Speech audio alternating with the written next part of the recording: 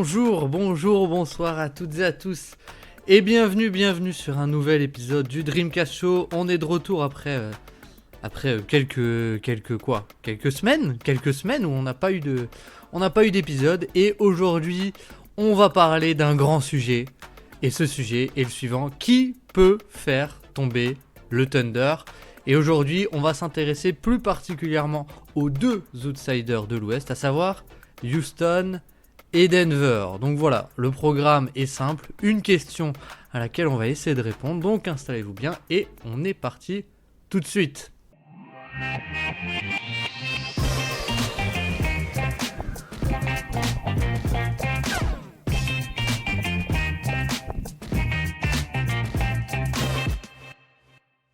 Bonjour à mon ami qui découvre le nouveau monde, le monde des dinosaures. Azad, comment ça va? Mais ça va très bien, et toi mon baptosaure? Qu'est-ce que t'as dit?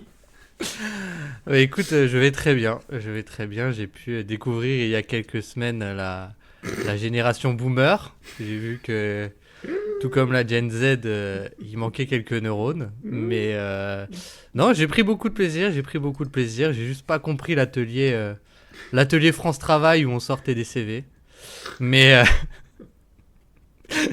Non mais écoute, je vais très bien, tu sais pourquoi? Parce que les Knicks vont jouer une finale de NBA, et ça c'est beau. Pour la première fois de ta vie. Pour la première fois de ma vie, les Parce Knicks que la sont en dernière, elle finale. était quoi? Elle était en 99, donc t'étais pas né? Non, j'étais un petit poisson pané, non. Exactement. Donc c'est la première fois. Donc au moment où vous écoutez ce podcast, sans doute que...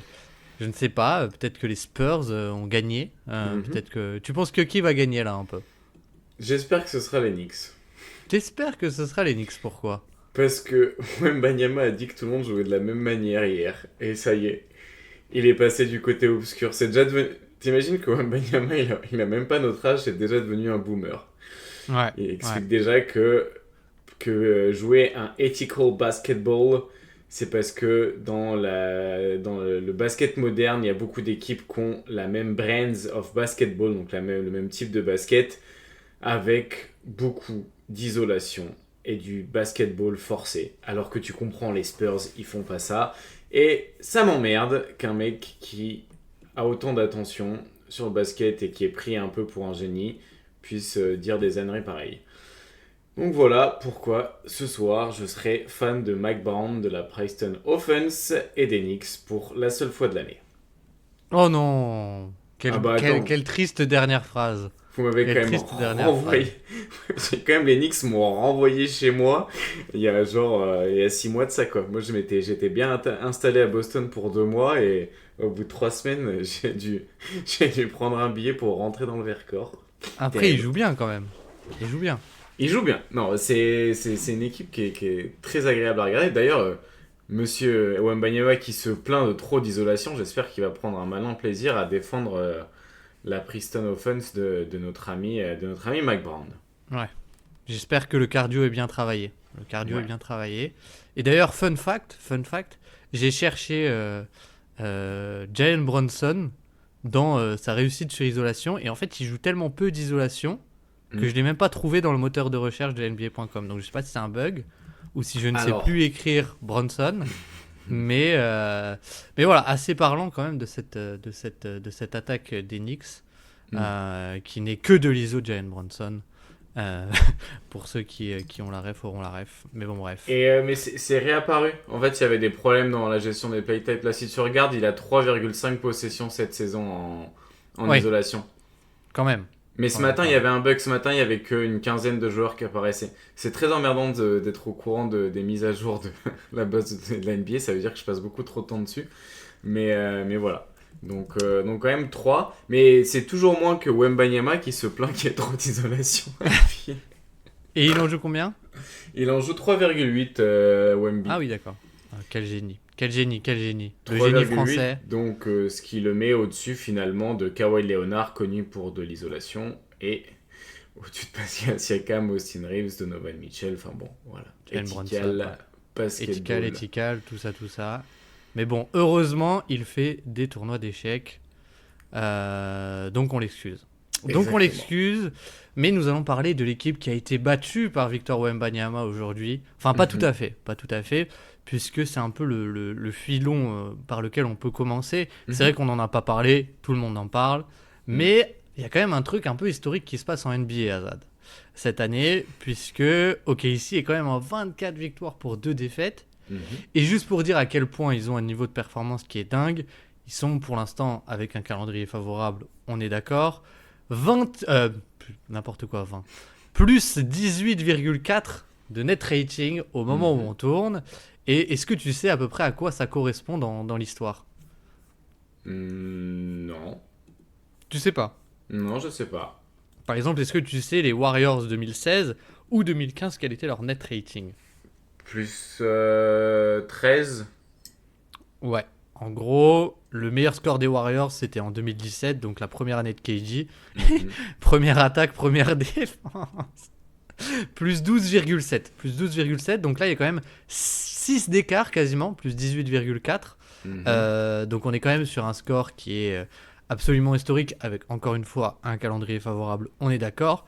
Mais autre chose qui est assez marquant, si on regarde par rapport à Denver, qui est du coup le quatrième net rating de NBA et qui est une attaque d'élite et qui est plus 9 de net rating, le meilleur score de l'ère Nikola Jokic, Mhm. et ben c'est plus du double. C'est plus du double si tu fais les maths. Et donc bah, on a un peu de mal à se dire qui pourrait battre OKC sur ce début de saison quand même. Sur ce début de saison, bon, c'est vrai que c'est intéressant de parler un petit peu du night rating et je trouve que justement ça, on a beaucoup aussi parlé du calendrier et c'est ce qui peut être à la limite un peu pour donner un petit peu finalement de profondeur à ce qu'on est en train de regarder, on peut essayer de comparer finalement le simple rating system donc qui est finalement le night rating mais ajusté à la difficulté du calendrier. Et du coup, ça peut donner parfois une meilleure idée un petit peu de qu'est-ce que vaut vraiment le night rating de cette équipe. Et tu vois, c'est marrant parce que tu as donné le night rating du coup qui est à plus 18, c'est ça? Plus 18,4 sur Cleaning the Glass, donc c'est sans garbage time. Ouais. Donc voilà. Et il était à combien l'année dernière? L'année dernière, il était à plus 13,6. Ok, donc il y a quand même 5 d'écart entre guillemets de points. Alors que si on prend le night rating ajusté à la difficulté du calendrier, on passe entre guillemets seulement de 12,7 à 13,9.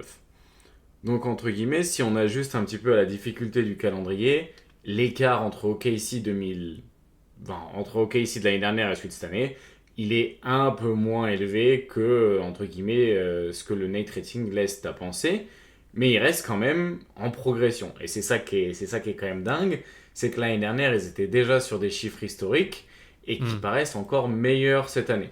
Donc, moi, je trouve que au-delà du nombre de victoires comparé au nombre de défaites, et sinon, en prenant le calendrier ou pas prendre la difficulté du calendrier, ce qui m'impressionne le plus, et en même temps ce qui est logique, mais c'est ça qui est bien problématique. En fait, c'est logique et c'est problématique en même temps. C'est logique qu'ils soient meilleurs que l'année dernière parce qu'ils avaient un groupe de jeunes et que du coup, bah, finalement, ils ont pu que progresser.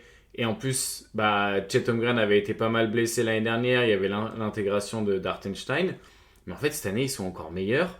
Et en plus, ils l'ont été sans Jalen Williams sur le début de saison. Donc c'est quand même un peu perturbant. Et en même temps, c'est logique qu'ils soient meilleurs vu qu'ils sont jeunes et qu'ils progressent. Mais c'est difficile à intégrer tout ça, surtout que tout le monde est encore sous contrat. Quoi. Donc, Ouais. Et qu'ils ont voilà. moins de blessés. Et Et qu'ils ont ouais. moins de blessés que l'an passé. Donc c'est un peu un côté. Enfin, il y avait. Ils ont quasiment jamais eu, à part pendant les playoffs, Chet et Hartenstein en même temps. Hmm. Ouais. Et là, ils les ont. Et c'est vrai que ce qui est ouf, je trouve, c'est que si tu vas un peu dans les chiffres, c'est la meilleure équipe en création de pertes de balles. Hmm. Évidemment, encore mieux que l'an dernier. Mais ce qui est ouf, c'est que du coup, cette année, ils sont troisième en fréquence de tirs concédés au panier. Hmm. Et première réussite sur les tirs au panier. Encore bien mieux que l'an dernier. Donc en fait, l'année dernière, ils étaient déjà premiers avec en gros 62% Hmm. de réussite. Cette année, ils sont à 58,5%. Donc en fait, tu as une équipe qui est au complet et qui semble un peu dur à battre, qui maîtrise en gros aussi maintenant le rebond défensif. Donc en gros, la bataille des possessions de ce côté du terrain, ils la gagnent tout le temps. Ils défendent incroyablement bien le meilleur tir du basket, le tir au panier.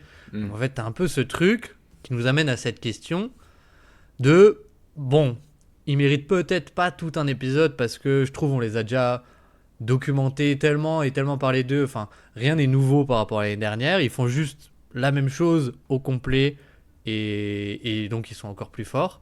Mais du coup, il y a un peu ce truc de est-ce qu'on peut les battre?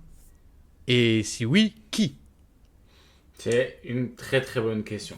Avant de rentrer dans des éléments, un peu de rechercher des éléments de réponse, je voulais juste apporter une petite précision. Tu m'as fait peur parce que tu as dit que l'équipe de 2016-2017 des Warriors avait fini première attaque et première défense.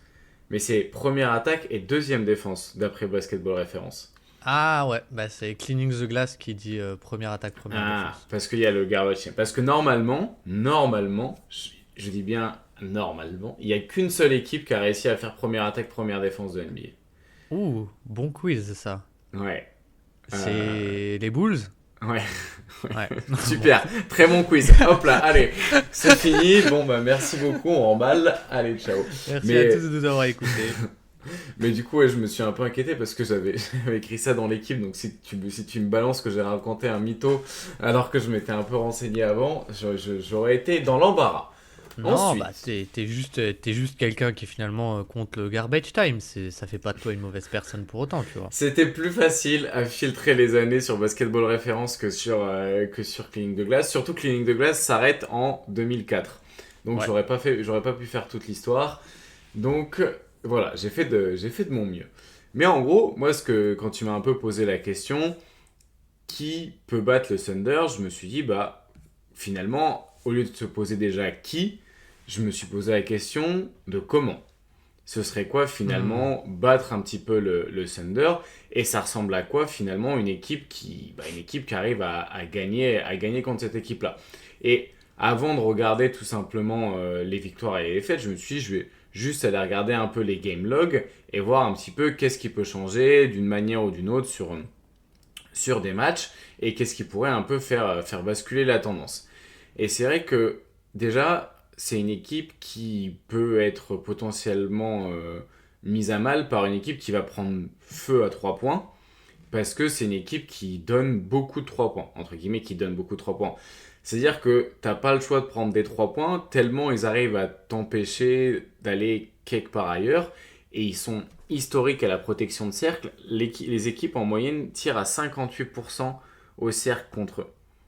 Ouais. C'est ridicule. C'est une efficacité défensive qui est absolument dingue au cercle, tout en sachant que ça arrive aussi à réduire le volume au cercle. Donc, je me suis dit, il y a toujours cette capacité potentiellement de les battre en prenant beaucoup de 3 points et en les mettant, mais tu te bases un petit peu sur la variance, et c'est un peu plus compliqué. Donc pour moi, les deux éléments potentiellement tangibles sur lesquels tu peux arriver à les battre, c'est si tu arrives à ne pas perdre de ballon. Et ça, des équipes qui ont réussi à pas perdre de ballon, par exemple, c'est des équipes qui ont réussi à se retrouver un peu moins en difficulté. Mais pour dire à quel point c'est rare, sur tous leurs matchs de saison régulière, il n'y en a que 5 qui sont en dessous du 60e centile en perte de balle provoquée. Tout le reste est au-dessus. Ouais.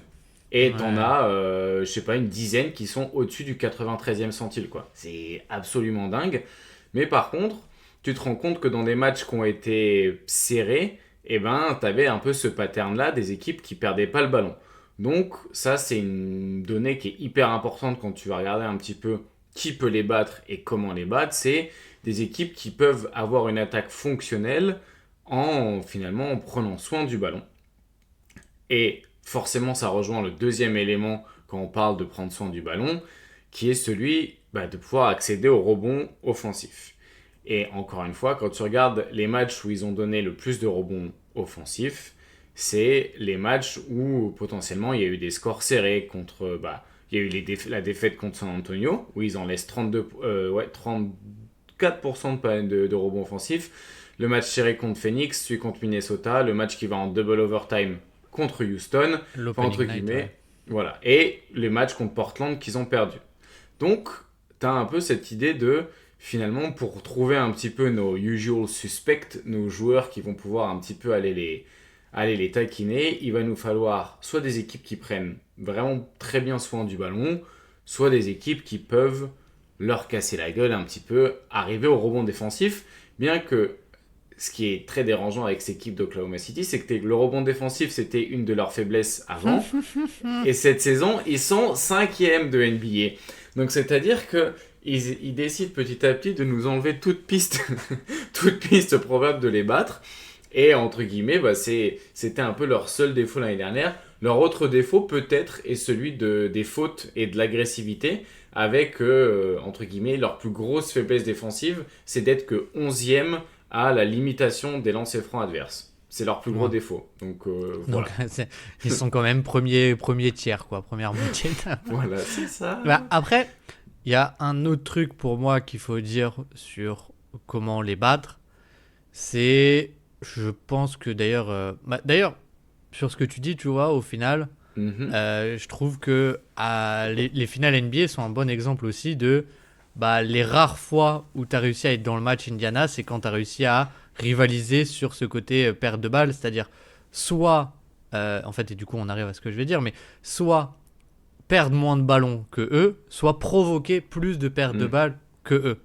Et là, c'est là où ils sont très très forts, c'est que c'est aussi la première équipe depuis 2 ans en perte de balles de leur attaque, parce que chez Gilgeous-Alexander, un jeu finalement qui est peu de passes tout simplement, et puis chez Gilgeous-Alexander qui est juste une machine à pas perdre la balle. Mais là où je voulais en venir, c'est je pense que les playoffs ont été un bon exemple de si tu veux les faire dérailler, je pense que tu as plus de chances de faire dérailler leur attaque que de faire dérailler leur défense en réalité. Mais il faut quand même que tu puisses scorer entre guillemets et suffisamment. Que tu puisses les empêcher de bosser, enfin de vivre de la transition. Donc c'est pour ça que pour moi l'attaque finalement c'était c'était ta première manière de défendre, c'était d'avoir une attaque au moins correcte pour les empêcher de balancer de la transition. Mais c'est vrai qu'entre guillemets c'est l'autre pan de genre comment les battre, ce serait comment tu arrives à limiter leur attaque, mais qui est peut-être leur plus grosse faiblesse parce qu'ils sont que 4e attaque de NBA. Oh non, c'est infernal. Mais du coup, oui, je te rejoins là-dessus.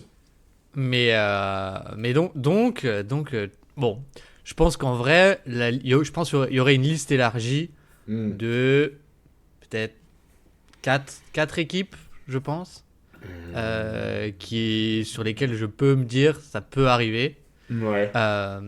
Bon, je sais pas si tu veux qu'on dise si t'en as 4 aussi, mais bon, toujours est-il qu'aujourd'hui, je pense qu'on va s'attarder que sur 2 qui sont un peu pour moi les plus évidents, dans le sens où bon, on pourra y revenir, peut-être que certains ont des lacunes là où on a dit qu'il fallait pas forcément avoir de lacunes, mais c'est Denver et Houston, et je pense que voilà, moi je pense que New York potentiellement dans un style un peu différent parce que c'est une attaque qui a énormément de mouvements, qui a un très bon spacing, qui perd très peu de ballons et finalement bon, ça colle, ça match plutôt bien avec la défense d'OKC, mais c'est pas le sujet du jour. Et je pense que l'autre, peut-être que je suis dans la culture de l'instant, etc., mais je pense que la défense de San Antonio peut être tellement embêtante pour l'attaque d'OKC que ça peut être un match-up intéressant. Mais bon, voilà. Moi, j'aurais pas mis eux comme dernier. J'aurais pas forcément mis eux comme dernier éventail à pouvoir les battre. J'en aurais eu 2 autres, mais j'ai de moins en moins confiance en eux. C'est Golden State. Oui. Et pour la défense. Et par contre, pour l'attaque, je pense qu'une attaque construite autour justement de gros joueurs. Exactement, de gros joueurs d'isolation et de drive, et qui provoquent beaucoup de fautes comme les Lakers, ça peut être emmerdant. Mais du coup, on se retrouve déjà quand même avec que des équipes de l'Ouest sauf New York. Donc en gros, les playoffs à l'Ouest cette saison, ça va être OK Coral. Et au moins on gagnera du temps, ça c'est quand même pratique, c'est qu'il y aura moins de matchs à regarder, quoi. Il y aura moins de matchs à regarder. Je pense qu'on pourrait annuler les playoffs à l'Est finalement, pour faire gagner du temps à tout le monde. Mais ouais, l'Ouest, ça va être un sacré joyeux bordel. Mais alors, pourquoi Houston et Denver plus que les autres, Baptiste ? Euh, Bah, tu veux commencer par quoi? Par Denver ou par Houston? Commençons par Houston parce que pour moi, c'est peut-être le moins. C'est peut-être celle des deux en laquelle j'ai moins confiance. Houston, je Quoique. pense que il y a un côté où, euh, bah, en fait, déjà, je pense que la défense de Houston qui est ultra agressive sur le spacing Hmm, et qui peut jouer de la zone, etc., etc. Alors, ce qui est très embêtant si tu rentres dans le micro, c'est Shai Gilgeous-Alexander, le pick and roll, Steven Adams, Alperen Sengun, c'est pas top. Mais t'as ce côté où Houston est quand même une défense vraiment d'élite, je pense, qui ouais. est assez malléable, qui peut un peu avoir plusieurs cordes à son arc et qui du coup peut un peu absorber le spacing Hmm, de OKC. Et de l'autre côté, c'est dur de pas en parler de The Elephant in the Room, mais je pense que tu as un côté où bah, tu es tellement élite au rebond que quelque hmm, part ton spacing qui va être absorbé par OKC, bah limite tu le laisses volontiers quoi.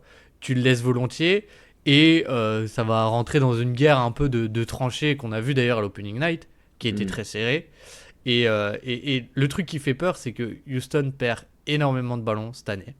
hmm. Parce que bah, t'as plus Fred VanVleet et Rich Shepard ne joue que les fins de match, visiblement. Donc, mais bon, c'est un autre sujet. Donc tu te retrouves avec Amen Thompson, Sengun, Kevin Durant, qui sont tous les trois des joueurs avec un handle très peu sûr et qui perdent beaucoup de ballons.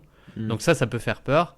Mais t'as quand même dans la théorie un rythme très lent qui peut un peu dissuader la transition de OKC. Et tu as un style de jeu aussi où tu peux te permettre de faire très peu de passes parce que c'est pas ça que tu vas rechercher. Et du coup, tu peux un peu peut-être déranger de façon un peu différente la défense d'OKC sur vraiment bah, du rebond offensif et du jeu très statique, très lent pour concéder très peu de transition. Et c'est une force de Houston depuis que Ime Udoka est là, c'est que c'est une équipe qui, en termes de fréquence de transition, est absolument élite, quoi. Ouais, ouais. Défensivement, je parle. Défensivement. Ouais, ouais, c'est sûr. Et puis, vu que tu l'as dit, genre, c'est des équipes qui. Denver aussi, finalement, qui vont pouvoir avoir beaucoup de scoring individuel. Parfois, c'est ça qui va les aider. Et je pense que c'est ça aussi, moi, qui me ramenait aux Lakers. C'est bah, capacité d'isolation. Et c'est ça qui, Houston, finalement, aura besoin. C'est aussi, pour pas perdre de ballon, d'arriver à retourner peut-être un peu dans leur tendance à faire de l'isolation et du jeu stagnant. Mais peut-être que c'est ce qui peut te sauver, finalement, face à cette équipe de Casey.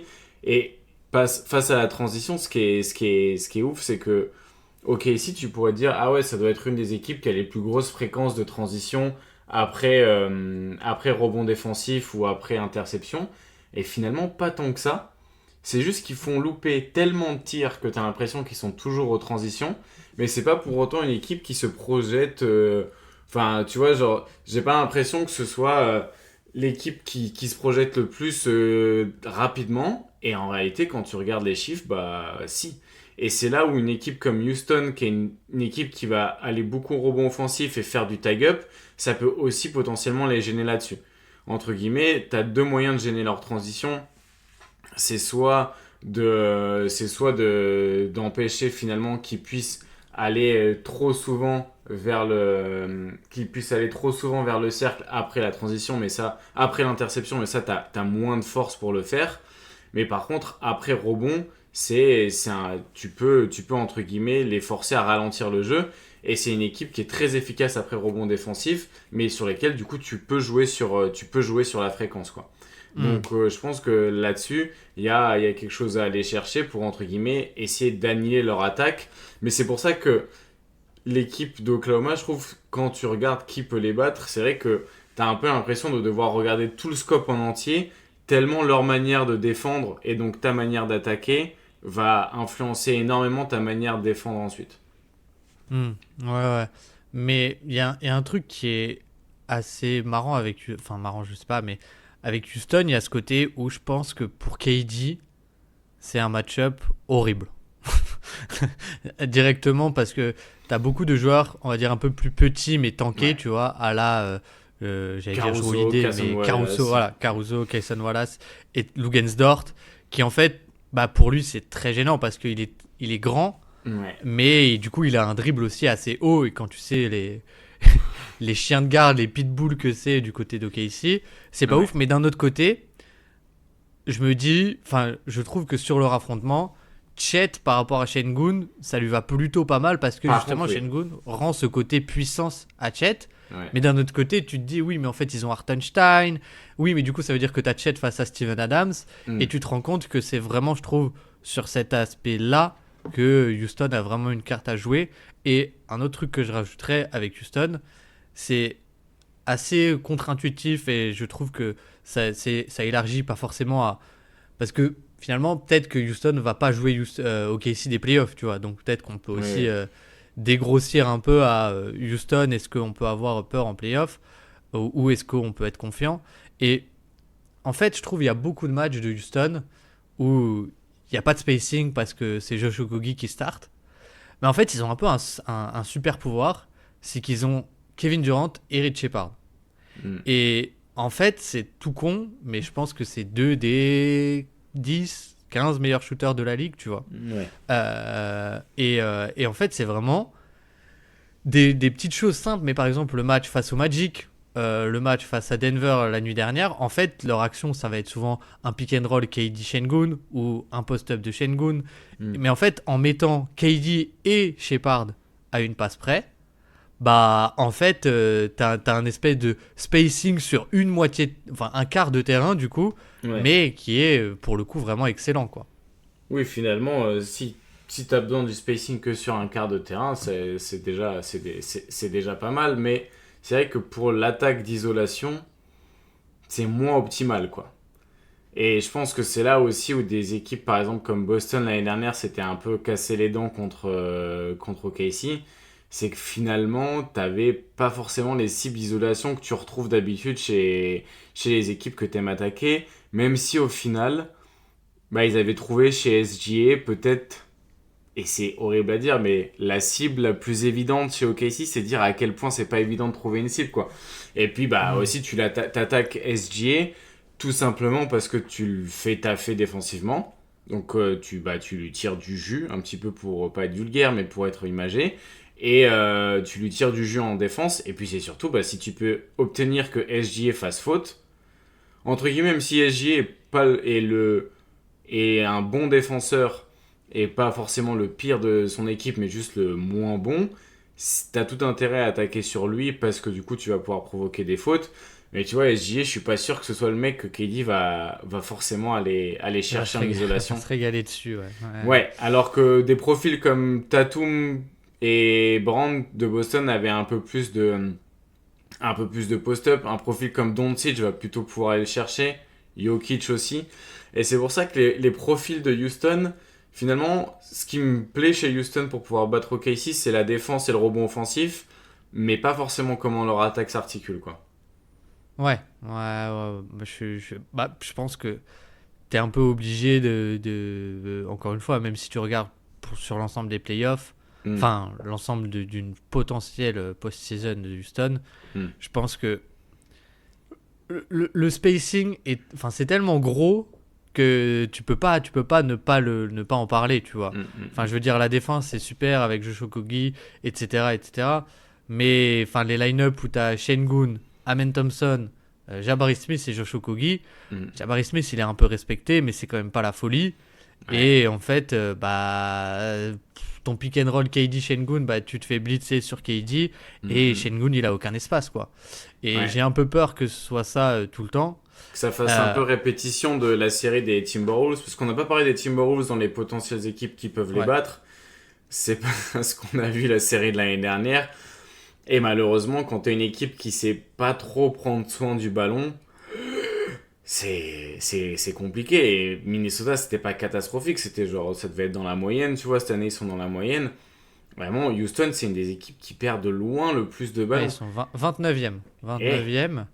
Et pour le coup, c'est un peu l'effet Fred VanVleet qui est parti, quoi. Et là, tu tires une grosse balle dans le pied contre OKC à jouer comme ça. Donc, ouais, pour moi, c'est peut-être là où c'est sur leur attaque que j'ai un peu plus du mal à faire confiance. Et du coup, bah, d'avoir une attaque qui est peut-être moins transcendante et moins implacable, tu perds déjà finalement de l'autre côté en défense. Alors, je me dis peut-être que finalement, la solution à OKC, ce serait peut-être une attaque all-time. Une J'en connais un qui veut faire de la transition. J'en connais un qui veut faire de la transition, puisque, à l'heure où nous parlons, Houston est troisième attaque. Troisième attaque.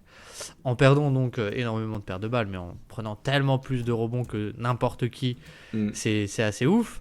Qui est deuxième, Azad? Eh bien, c'est les Knicks. C'est les Knicks qui vont aller peut-être chercher ou pas la première place, parce que pour être honnête, si on regarde les ratings, on a donc Houston 123 d'offensive rating, c'est plutôt pas mal. Les Knicks 123,9 d'offensive rating, donc pas mal. Mm. Et premier 126, plus 2,1 points de différence avec la deuxième meilleure attaque. Et ben c'est Denver. Mm. Et alors, comment on dit, service public announcement, et ça me permet déjà de te demander si... Mais Denver fait aussi ce score parce que c'est la meilleure équipe sur les longs mi-distance et la meilleure équipe sur les tirs à 3 points. Ils sont à plus de 50% sur les longs mi-distance, à plus de 40% sur les tirs à 3 points, à plus de 40% aussi sur les les tirs à 3 points qui ne sont pas dans le corner, donc above the break. Et c'est vrai que c'est une question qui est intéressante. C'est est-ce qu'ils sont en surchauffe déjà, ou est-ce que ça fait pas juste partie du profil de l'équipe, parce que ceux qui prennent ces tirs en fait, c'est qui? C'est Nikola Jokic et Jamal Murray. Jamal Murray fait une saison régulière assez exceptionnelle parce qu'il n'y a pas de blessure. Alors, il est à 52% sur les longs 2, ok, alors qu'il est plutôt aux alentours des 45-46% en carrière. Mais c'est vrai que sur les tirs à 3 points, ça reste aussi un joueur d'élite. Et donc, tu as un peu ce côté, ok, c'est des scores d'élite et instinctivement, tu as envie de dire que c'est une surchauffe. Sauf que quand c'est Jamal Murray et Nikola Jokic qui les prennent, ça te fait un peu remettre en question la dite surchauffe. Ouais, et ce qui est ouf en plus avec OKC et Denver sur ce début de saison, c'est que du coup, OKC est, d'après playbyplay.com, enfin pbpstat.com, la meilleure défense depuis 2004 relatif à la moyenne. Et qui est la meilleure attaque relative à la moyenne depuis 2004? Denver. C'est Denver. Et attends, là, du coup, c'était qui? C'était Détroit et Dallas? Dallas, je suis quasi sûr. Dallas pour l'attaque, et pour la défense, c'était les Spurs de 2004 et les Celtics de 2008. Ah oui, ok. Et Ok, après, il y a les Bucks de l'année Covid, et Détroit 2004, c'est 5e. ok. Donc, Ok. Putain, 2004, sacrée année, hein. 2004, sacrée année. Bah oui, parce que t'as la meilleure attaque et la meilleure défense. Après 2025-2026, du coup, apparemment, on Et est en voilà, train nous vivons dans l'histoire. on est en train de witness history. Et c'est vrai que finalement, t'as un peu ce truc idéologique de pour battre la meilleure défense peut-être de l'histoire, est-ce qu'il nous faudrait pas la meilleure attaque? Et en plus, là où Denver, entre guillemets, correspond peut-être à l'idée de comment battre OKC, c'est que t'as le joueur de 1 contre 1 implacable. Donc, tu as ta solution d'isolation à répétition jusqu'à qu'ils en envoient 2 sur lui. Et du coup, tu peux attaquer en 4 contre 3. Donc, finalement, ta solution via Jokic, elle fonctionne. Tu as aussi l'idée que, même s'ils le font pas beaucoup cette année, c'est une équipe qui peut être très forte au rebond offensif. Cette année, ça a été un peu délaissé. Mais je pense que c'est une équipe qui peut le faire, parce que l'année dernière, ils étaient 5e, et l'année d'avant, ils étaient 6e au rebond offensif. Cette année, ils sont que 16e. Entre guillemets, ils en ont même pas besoin des rebonds offensifs. Heureusement, tu me dirais qu'ils vont pas au rebond offensif, sinon ce serait presque chiant finalement pour les autres. Et du coup, t'as un peu ce truc-là de est-ce que c'est pas l'attaque parfaite, surtout que cette année, ils ont aussi progressé à... Enfin, ouais, ils étaient déjà élites en fait l'année dernière, et à la provocation de faute. Et c'est une équipe qui, au cercle, il va beaucoup. et a une immense efficacité, aussi grâce aux fautes provoquées. Et tu te dis, finalement, ils ont aussi l'habitude de jouer dans des spacings pas optimales. À quel point ça sera plus problématique contre OKC, vu que dans tous les cas, les défenses sont déjà très dures finalement avec Jokic et la manière de l'entourer. Donc, pour moi, c'est peut-être l'équipe qui a le plus de réponses de par son attaque. Et ils ont une défense qui est moyenne, voire moins bon que la moyenne.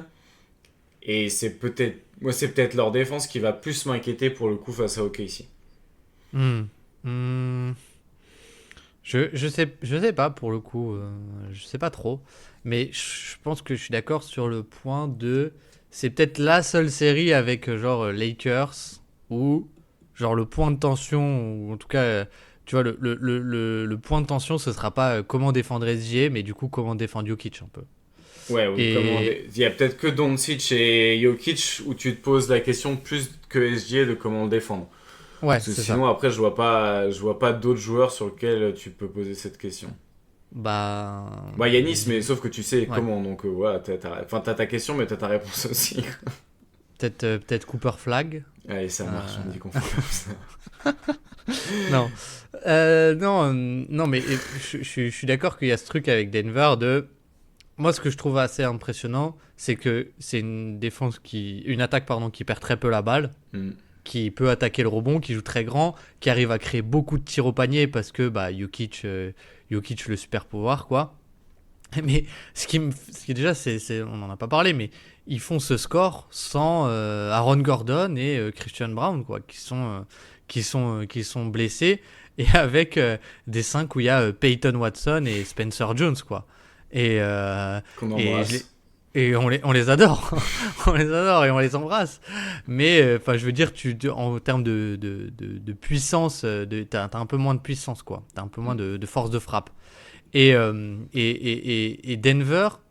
Denver pour moi et un aspect aussi, c'est je trouve peut-être que c'est un pas vrai du tout, mais je trouve que juste ils jouent beaucoup mieux et c'est une attaque beaucoup plus variée que l'an dernier en fait Ouais. et que les années passées, dans le sens où il y a plein de petits aspects qui font et qui faisaient pas l'an dernier, mais par exemple les Denver OKC, souvent ils basculaient Hmm. au moment où Jokic commençait à jouer un peu le meneur de jeu, le porteur de Ouais. balle, parce qu'il perd pas la balle, et il est tellement grand que au final, bah, les pick and roll inversés, ils ont beau être 5 dans la raquette, bah, lui il a le flotteur et il le fait partir au-dessus de tout le monde, quoi.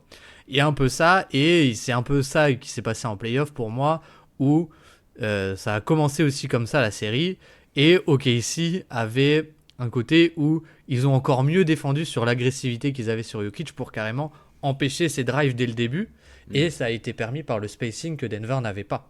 Et je trouve que cette année, tu as quand même la carte, déjà, Tim Hardaway Jr., Hmm. que tu n'avais pas l'an dernier, qui est cool, de 1. Tu as Est-ce aussi qu'elle la tiendra carte. en défense? Moi, c'est un peu ça, cette carte Tim Hardaway Jr. C'est est-ce que tu pourras le faire jouer en playoff? J'ai envie d'y croire. T'as envie d'y croire, d'accord. J'ai envie d'y croire. Ensuite, t'as le côté où je trouve juste l'animation du terrain, le spacing est beaucoup plus animé que l'année passée, tu vois. Genre, il y a beaucoup plus de mouvements de variations sur leur PIA action ou même beaucoup plus, je trouve, de pick and roll inversé dès le début des actions pour Jokic. Ensuite, je trouve que c'est une meilleure équipe de transition que l'an dernier parce que c'est vraiment un truc qu'ils font très très bien grâce à Nikola Jokic aussi cette année. Et ils ont aussi la carte, comme tu as dit, du rebond, mais du rebond plus qu'ils n'avaient pas avec Jonas Valanciunas. Et je suis allé voir ce matin sur pbpstat.com. Est-ce que tu sais combien de minutes Jokic et Valanciunas ont joué ensemble cette année? Trop. Trop? Non, je sais pas, genre, moi j'ai vu deux trois passages, je sais plus contre qui c'était, je me suis dit, putain, c'est osé. Contre qui? Contre qui je me suis dit, mais qu'est-ce qu'ils font à mettre les deux sur le terrain en même temps? Hmm, Mais peut-être pas beaucoup, hein, mais je dirais une cinquantaine de minutes. 17 minutes. C'est vrai, mais attends, mais 17 minutes.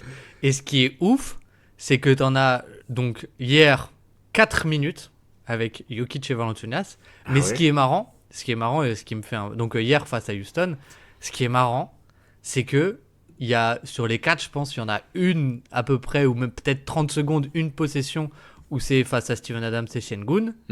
Mais en fait, ils ont dégainé ça, surtout quand c'était genre Jabari Smith et Steven Adams, ta raquette, en fait. Et ils le font du coup sur 2 séquences, une en première et une en deuxième mi-temps.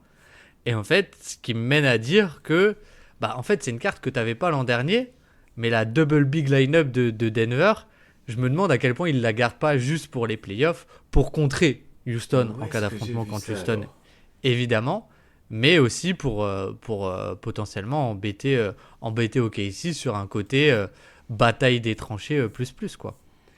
Mais où est-ce que j'ai vu? Mais je me suis dit, mais mon costaud, qu'est-ce que tu fais?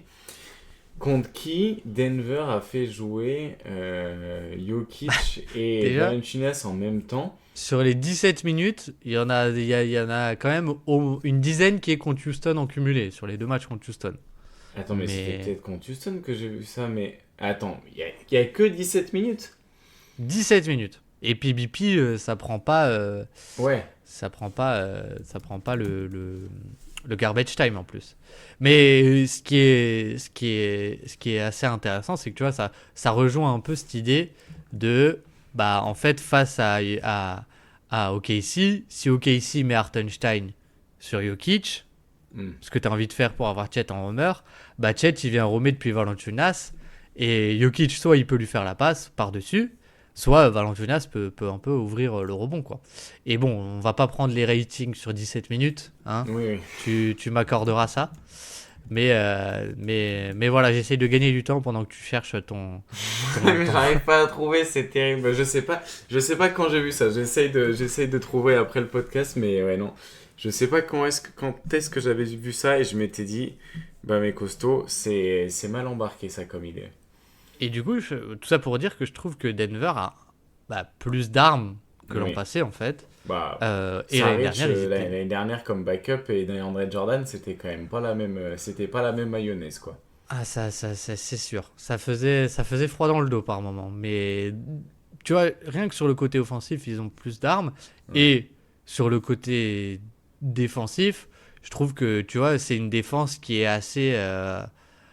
Qui est pas top top, mais qui est assez pas polygame, mais Polyvalente? polyvalente, j'allais dire polymorphe, mais je sais pas trop si ça se dit. Mais tu vois, qui peut adopter plein de styles différents, sans être génial forcément. Mais tu vois, je trouve que c'est une des équipes qui fait le plus de peel switch de toute la NBA, par exemple, pour garder Jokic en deep drop et l'avoir du coup au rebond pour ensuite lancer ta transition. Et tu vois, typiquement, sur le côté défensif, Denver, cette année, l'année dernière, ils étaient moyens au rebond. Cette année, grâce à ces schémas où, du coup, en fait, ce qui se passe, du coup, c'est que quand il y a un pick and roll, c'est souvent le joueur de l'aile qui va venir prendre le porteur de balle. Et Jokic va rester en super deep drop. Et du coup, en fait, tu as un troisième homme qui vient et qui vient couvrir le pick and roll comme ça. Et ça permet de protéger Jokic de 1 et de 2 de le garder au rebond. Et du coup, quand lui, il prend le rebond après, eh ben, c'est le meilleur, c'est le meilleur passeur ou le meilleur joueur de transition d'NBA. Et donc, c'est un peu une corde qu'ils ont en plus. Mais tu vois, ce que je veux dire, c'est qu'ils font pas mal de peel switch. Ils font pas mal de zones. Hier, ils font une zone. J'ai pensé à toi, Zach. C'est vrai qu'ils font de la zone. Ils font une zone 1-3-1 Oh! avec Jokic sur la ligne de fond. Donc, Ah, j'ai ouh, bah pensé à putain, toi. le pauvre! Ouais, mais ça s'est pas si mal passé, tu vois. Et Ok.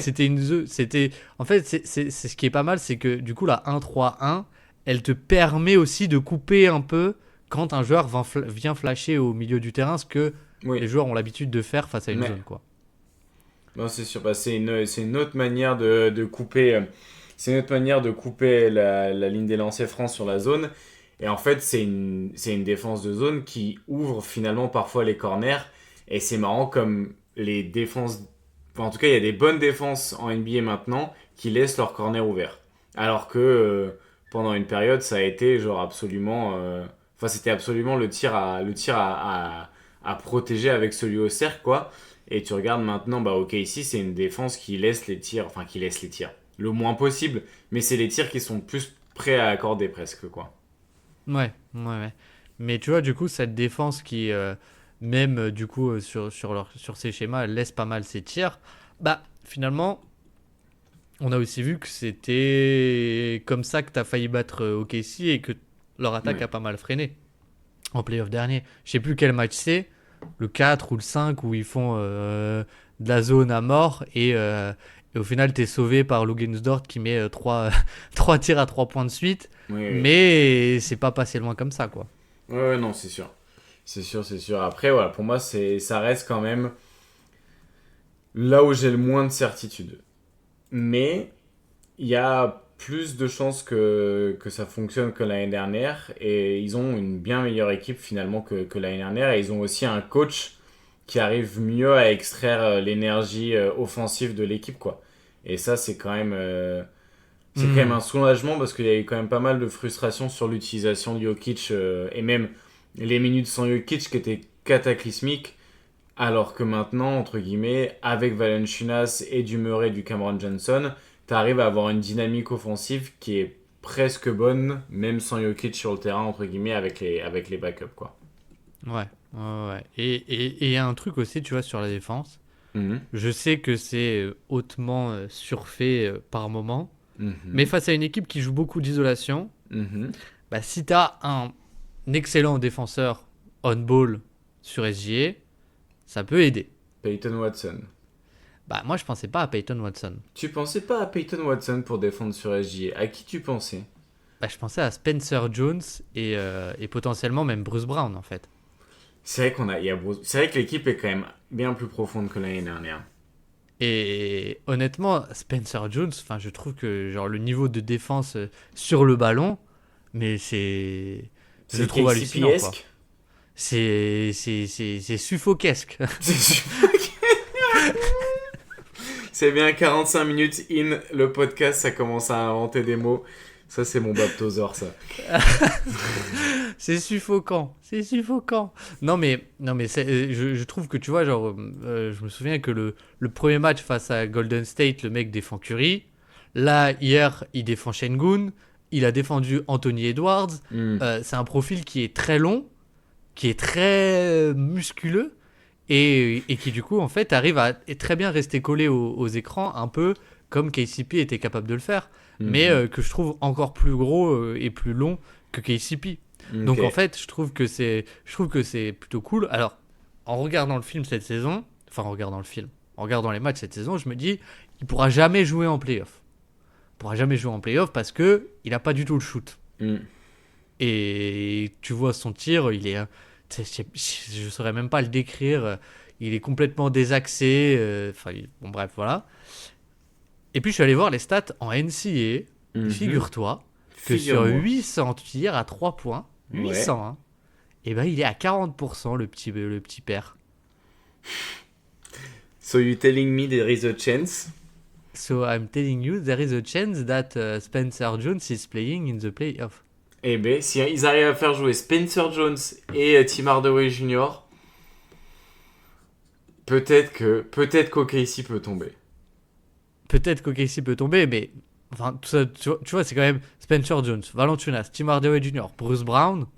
Bon, au final, le Cam Johnson, Michael Porter Jr. en sec, ok, il t'apporte quelques trucs peut-être, mais en fait, c'est surtout sur Ah, tout ce bien qui a sûr. été possible après, quoi, c'est absolument génial. Même si Spencer Jones était déjà dans l'effectif l'an passé, quoi. Oui, oui, c'est sûr. Non, mais et puis t'as pas, entre guillemets, pour l'instant, tu sens pas trop la perte de Michael Porter Jr. et la grève Cameron Johnson est toujours en train de prendre. Un peu plus de Oui, drive, le passing qui vient petit à petit, donc ouais. Non, non, franchement, c'est plus en Denver que j'ai confiance et je pense qu'aussi c'est lié au fait de la série de l'année dernière qui va en 7 alors que qui paraissent déjà sur les rotules Denver quand ils arrivent dans la série, qu'il y a des blessés. Donc bon. oui. Et que c'est sans doute enfin, je trouve la moins bonne itération des Nuggets depuis qu'il y a Jokic, quoi, Ouais. quasiment. Donc Mais bon. forcément, ça fait un peu. C'est forcément ancré dans nos têtes, je pense. Ouais. Après, tu dis quand même qu'il faut quand même pas mal qu'on se tire les cheveux pour arriver à voir OKC perdre, quoi. Ouais, mais du coup, moi j'avais un peu une question pour toi. Ouais. Si par exemple, en fait, on reste comme c'est actuellement, Hmm. c'est-à-dire qu'on a du coup UKC en 1, Denver en 2, Houston en 3, Mhm. bah, qui va en finale de conf sur un affrontement Denver-Houston?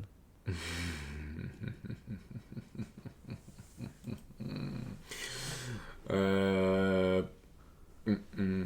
Ouais, je pense que de manière générale, j'ai envie de te dire Denver parce que genre c'est plus dans cette équipe-là que j'ai confiance. Après, faudra voir qui sera blessé, qui sera pas blessé arriver en avril, Ok. mais bon. Ouais, pour moi, j'ai plus confiance en Denver dans tous les cas. Et il y a une autre chose potentiellement aussi qui pourrait faire basculer tout ça, c'est que là, on est le 15 décembre passé, donc pourrait commencer à y avoir des Ah, trades. ah, ah, ah. Ouais, Et genre, imaginons, j'aurais jamais cru dire ça et je me mords les doigts et je me mords la langue de le dire. Mais imaginons, t'es sûr de vouloir le dire? je, je te laisse imaginer, ferme les yeux. Mhm, Tu fermes les yeux et mhm. t'imagines qu'à la place d'Anthony Simmons, Oh, arrête, allez. Non, mais non. pour un choix de draft ou deux, t'arrives à récupérer Miles Turner, que Tatum revient. T'es parti? Je te laisse. Je te laisse ton moment de solitude, hein. Non, mais pour le coup, c'est vrai qu'à l'Est, il Non, y mais a, y a que New York que j'imagine pouvoir survivre dans une série contre OKC. Je parle même pas de gagner, je parle de survivre, quoi.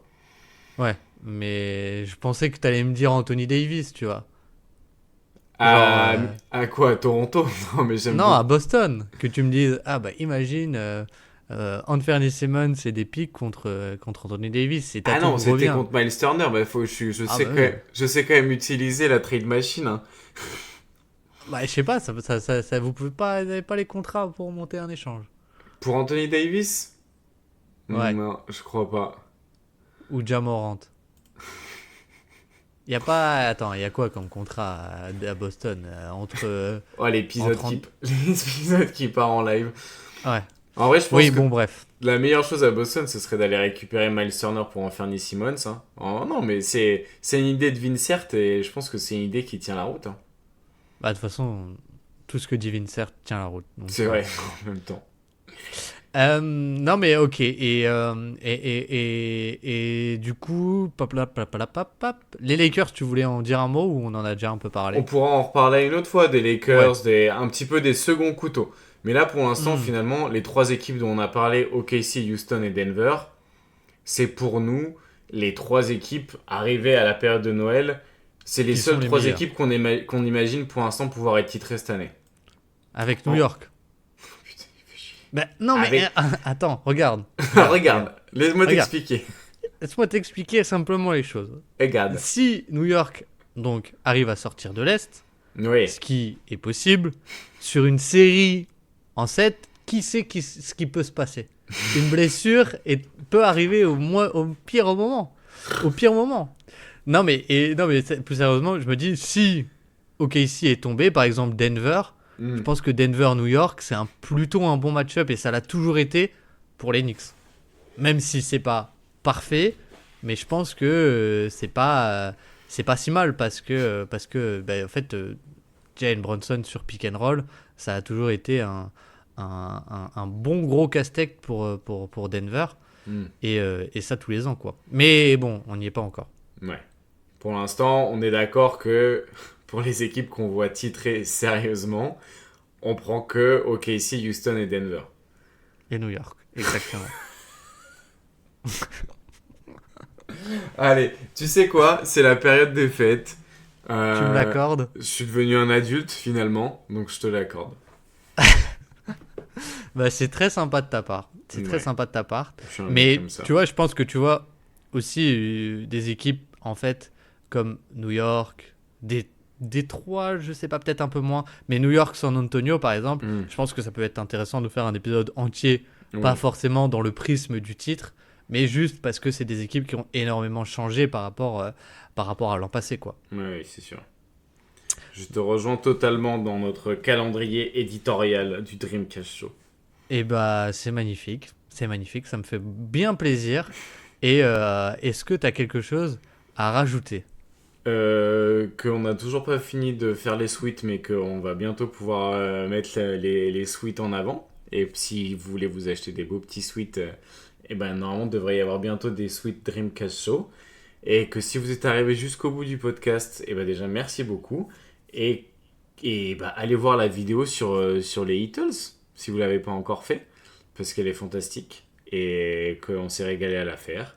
Et qu'on fera bientôt une autre vidéo, NBA Evolution, pour parler d'un sujet encore plus théorique, mais on va remonter encore plus loin dans le passé. Ce sera dur de remonter plus loin après ça. Hein. Si on remonte plus loin, on va commencer à parler des dinosaures. Et pas les bons. Et pas les bons. Et pas les bons. Donc, bah écoutez, voilà. Faites ce que Azad a dit. Et oui, pour ceux qui ont raté l'info, donc on va faire des suites. Et ce sera très cool. Et puis, nous, on se retrouve très vite en cette période des fêtes pour parler avec le cœur, pour parler d'amour, peut-être parler de joueurs qu'on apprécie, qu'on aime, pour qui on a des sentiments profonds. Et, et voilà, restez branchés. Et des joueurs qu'on aimerait même couronner finalement. Des joueurs qu'on aimerait couronner, exactement. Et peut-être qu'on aura même un invité, qui sait? Qui sait? Ouais, bah qui alors sait là, ce qui peut se passer? si on arrive à avoir le Zion Williamson du podcast français, ce serait magnifique. Hein. En tout cas, restez branchés, prenez soin de vous, ne tombez pas malade en cette période. Et puis à très vite. Ciao. Ciao, ciao.